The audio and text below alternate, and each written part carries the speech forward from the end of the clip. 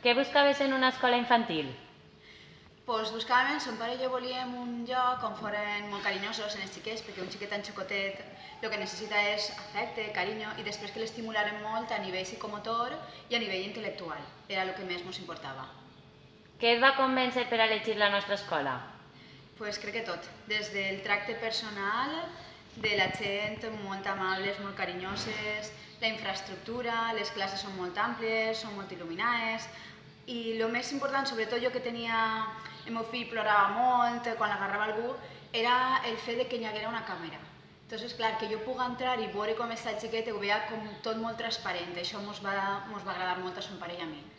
I al final tot, veiem l'aula tan gran que tenen així, la sala està de jocs, on ells juga i s'ho passa molt bé. Entonces tot, és que era tot, el tracte personal, la infraestructura, tot, ens agrada tot. Creus que el teu fill està bé al nostre col·le?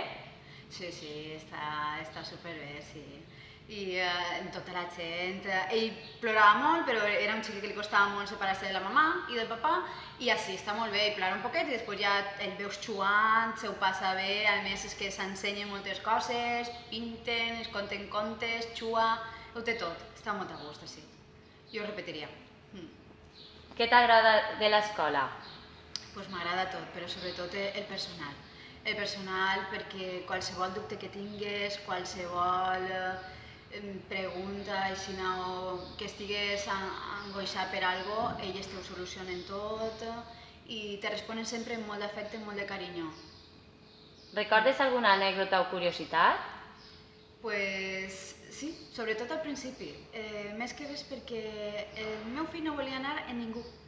No volia anar al braç de ningú, i així en totes, és que en totes les companyeres, totes les mestres, la directora, Lore, Andrea, en totes en si se n'anaven elles supercontent. I això a mi me donava molta calma i el deixava molt a gust, sí, és el que més m'ha agradat, des d'un principi. Defineix-la en una paraula. Empatia, empatia.